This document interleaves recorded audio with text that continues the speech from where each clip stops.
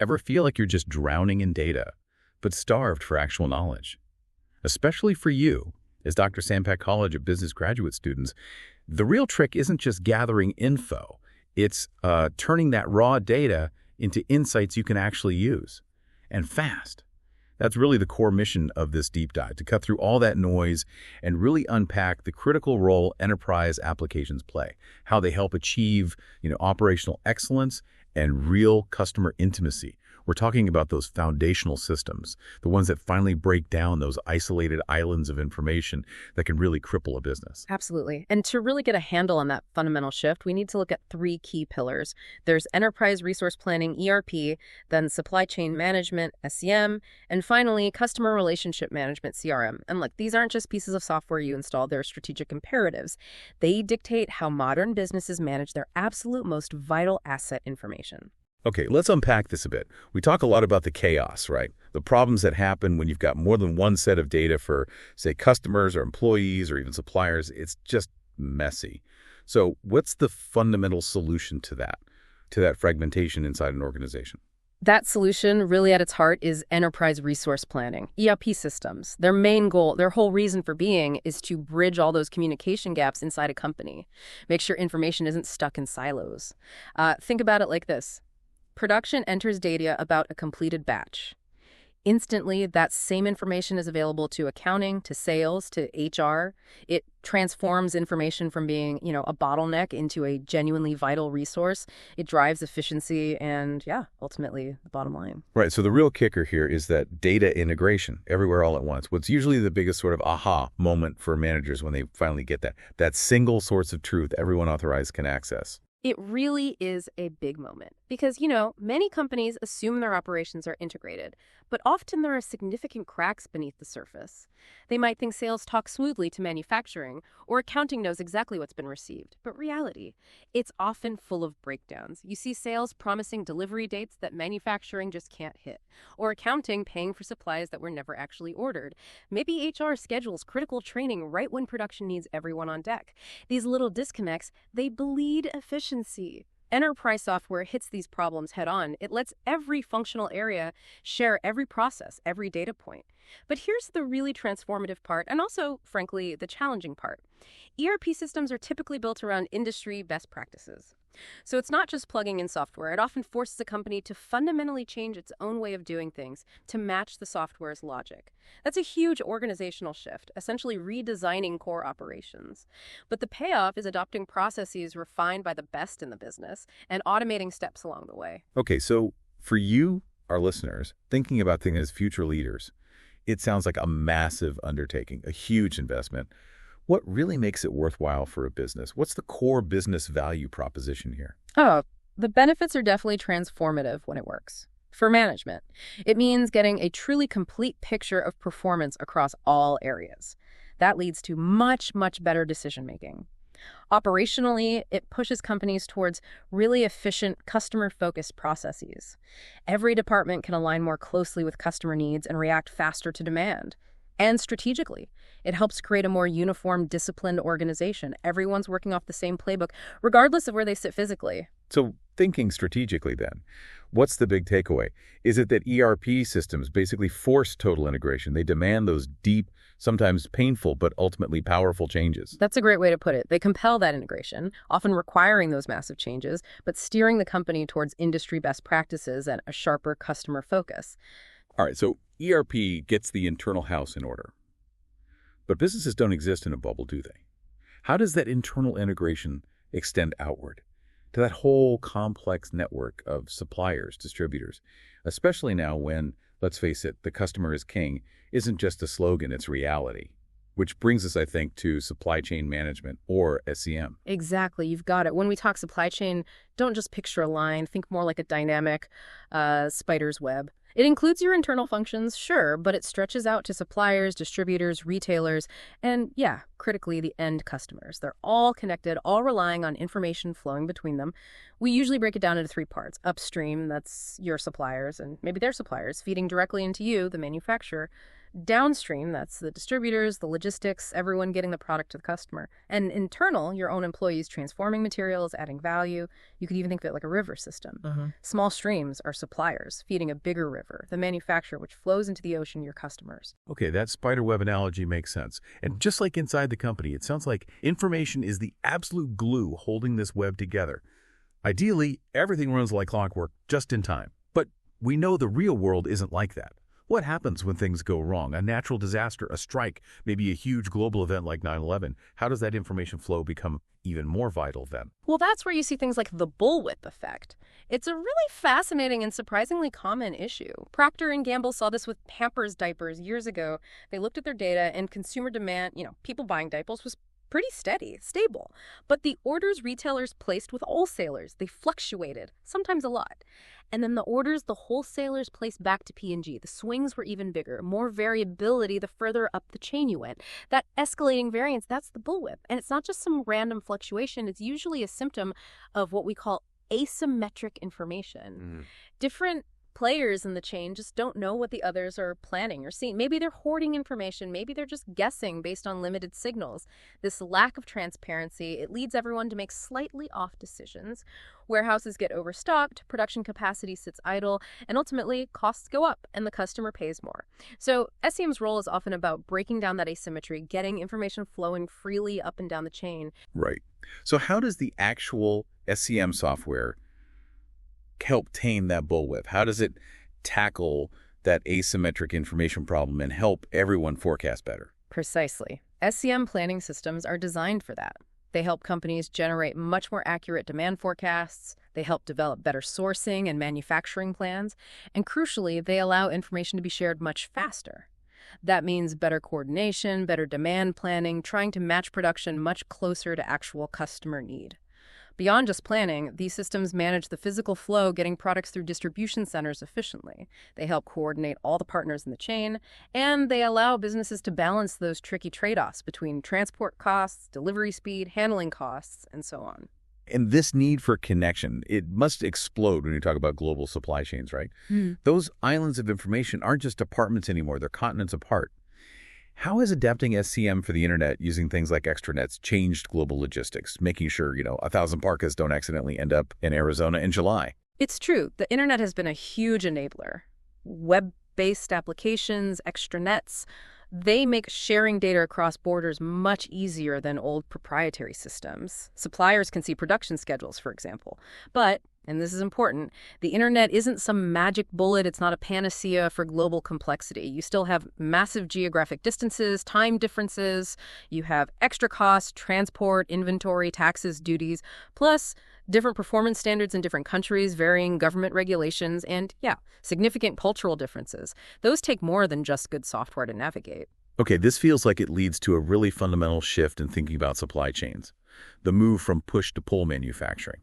Can you break down that difference for us? Why is that customer-driven pull model, like Dell's old built-to-order system, seen as so revolutionary? It's a huge shift.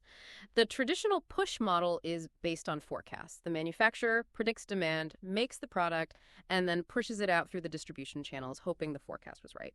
The pull model, or demand-driven model, flips that. The customer basically initiates the production. They tell the manufacturer what they want before it's built.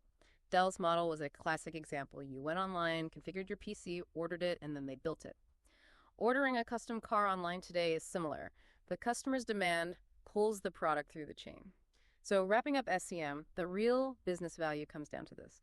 Tightly matching supply to demand. That lets you cut inventory way down. It improves delivery service, speeds up time to market for new products, and lets you use your assets, factories, warehouses, trucks, much more effectively. At the end of the day, it all translates to better customer service, better responsiveness, lower costs, increased sales, and smarter cash use. It hits the bottom line directly by making the whole chain work together better. Okay, so we've integrated internally with ERP. We've synchronized the external network with SCM. But all that effort ultimately comes back to the customer, doesn't it? And with the internet, social media, all these new channels, companies seem to be fighting harder than ever just to keep the customers they have, let alone find new ones. How are businesses really winning that loyalty battle today? How are they cultivating those deep, lasting relationships? You've hit it exactly. That's the domain of customer relationship management, CRM. The core goals here are pretty clear.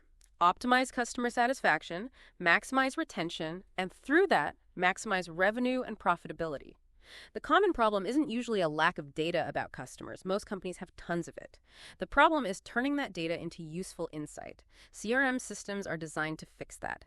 They gather up customer information from every single touchpoint, sales calls, website visits, service interactions, marketing emails, consolidate it all, and provide one single unified view of that customer. This lets a company not just see who their customers are, but really understand them, identify the most profitable ones, and systematically nurture those relationships. Think about a bank like Wells Fargo using CRM. They realize it's much, much cheaper, like way cheaper to sell an additional product, maybe a mortgage or investment, to an existing happy customer than it is to go out and acquire a brand new customer for that product. CRM gives them the intelligence to do that cross-selling and upselling effectively. Right. So these CRM software solutions, they're not just one big thing, are they? It sounds more like a toolkit, a suite of different modules for different parts of that customer relationship. Can you elaborate a bit on what those different modules actually do? Yeah, they are definitely modular. You often see specific components, for example, partner relationship management or PRM. This actually extends your CRM data out to your selling partners, distributors, retailers. Think of Levi's sharing insights about who's buying what jeans with their retail partners. If the retailer knows more, they can stock better, market better, and everyone sells more. It benefits both. Then there's employee relationship management, ERM. This focuses internally, but on the employees who interact with customers, managing their objectives, their performance, compensation, training, making sure they're effective brand ambassadors. And then the core CRM capabilities usually include things like Salesforce automation, helping sales teams focus on the most profitable leads, track progress, manage territories, reduce the cost per sale. Customer service modules, consolidating information for support reps, maybe enabling web-based self-service options for customers. And marketing modules, using that consolidated data to enable really targeted marketing, like cross-selling related products, upselling premium versions, or bundling offers effectively. Okay, so for our listeners, thinking about this from a strategic viewpoint in their future careers, how should they think about the difference between operational CRM and analytical CRM? What's the core strategic distinction there? That's a really crucial distinction to grasp. Operational CRM is all about the customer-facing applications, the day-to-day stuff. Salesforce automation tools, call center software, customer support ticketing systems. It's managing the direct interactions. Analytical CRM is different. It takes all the data collected by the operational systems and uses it for higher-level analysis. This is where the real strategic insights come from, helping managers improve overall business performance, identifying specific customer segments for targeted campaigns, and calculating really important metrics like customer lifetime value or CLTV. Understanding CLTV is vital. Why? Because estimates suggest it can cost something like 6 times more to acquire a brand new customer than it does to keep an existing one happy.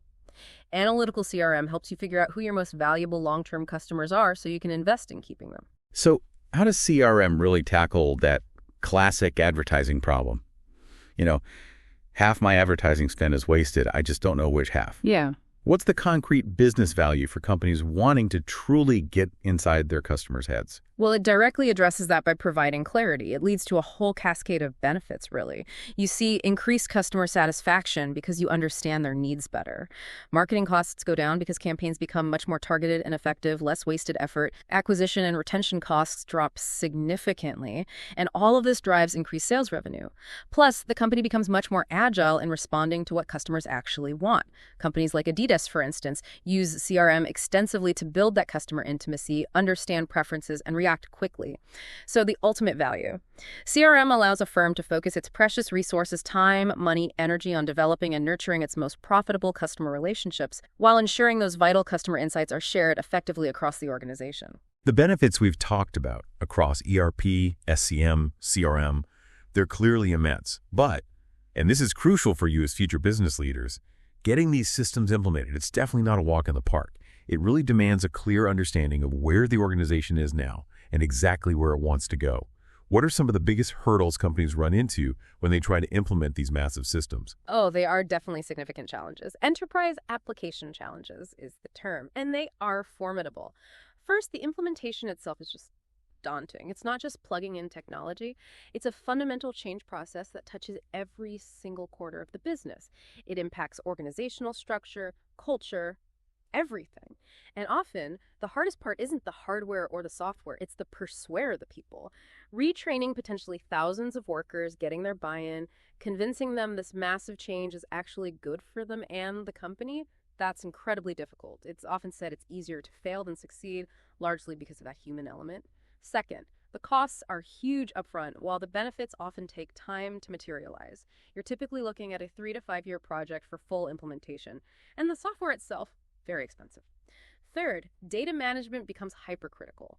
When you have one central database serving the entire organization, any errors or mismanagement in that data affect every single business function. The stakes are much higher.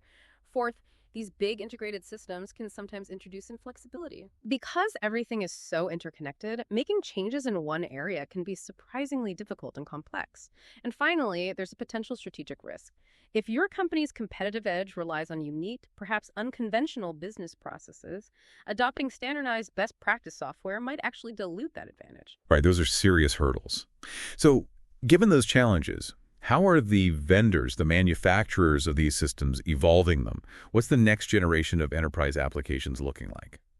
We're definitely seeing an evolution. There's a big push towards what are often called enterprise solutions or suites or e-business suites. These are designed from the ground up to make integrating data with external partners, suppliers, customers much easier than before. And crucially, we're seeing the rise of open source software options and, perhaps even more significantly, cloud computing for enterprise applications. Things like software as a service or SaaS models. These are particularly appealing for small and medium-sized businesses because they lower the upfront cost and reduce the burden on internal IT resources. You know, it's fascinating.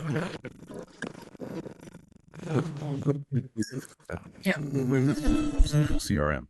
How's that changing the game? Social CRM is a really interesting development. It's essentially about integrating popular social media channels, think Facebook, LinkedIn, Twitter, directly into the CRM platform itself. This does a couple of things. It lets businesses communicate with customers through their preferred channels, which is huge. But maybe more importantly, allows companies to monitor social media, listen to conversations, and gather much richer, often unsolicited insights into customer sentiment, what people really think about their brand or products. This dynamic, constantly updated customer profile can then be shared across sales, service, marketing. Everyone gets a more real-time, nuanced view. And the reported benefits are pretty compelling. Things like improved customer service, better retention, increased loyalty, higher sales, and even reduced marketing costs, according to surveys like those from Salesforce. And beyond social, it seems like there's a growing demand to embed actual business intelligence tools directly within these enterprise applications too, right? Yeah. What are executives and users asking for? This is about having dashboards, doing what-if scenarios, getting data visualization right there in the system, like a true one-stop shop. Absolutely. Users don't want to have to export data from their ERP or CRM into a separate BI tool anymore. They want those capabilities, ad hoc analysis, interactive dashboards, what-if modeling, rich data visualization built right in. They want to be able to slice and dice the data, spot trends, and make decisions directly within the application they use every day. It's about speed, convenience, and getting insights faster. But, bringing it all together, the absolutely crucial bottom line across all these implementation challenges, all these next generation features, it still comes back to people. Almost every significant challenge is, in some way, directly related to people. So many organizations stumble because they get hyper-focused on the hardware and the software specifications, and they completely underestimate or overlook that critical persware element. Yeah. True success really hinges on managing the human side of change, effective training, clear communication, genuine buy-in. You have to convince people and help them adapt. Looking at examples like Versum's ERP transformation, you see how optimizing operations and managing costs ultimately depends on getting that people part right. Wow, okay. We have definitely covered a huge amount of ground today. From knitting the company together internally with ERP to synchronizing that whole external network with SCM, and finally, really digging deep into building customer loyalty with CRM. It's incredibly clear that these integrated enterprise systems aren't just optional add-ons anymore. They are truly the foundational backbone of how modern business operates. They absolutely are. And for you, listening as Dr. Sampak College of Business graduate students, getting your head around these integrated systems, it's not just about understanding the tech. It is absolutely critical for your future success, no matter what management or leadership role you step into. These aren't just IT things. They are fundamental business strategy, plain and simple. Right. And building on that really vital point about persware, let's leave you with maybe one final thought to mull over. In a world where these systems are just going to keep getting smarter, faster, more integrated, how will we, as the next generation of business leaders, make sure that the human element, that crucial persuader, doesn't just keep up, but actually remains the most adaptable, the most innovative, and ultimately the most uniquely valuable part of the entire business equation? Something to think about.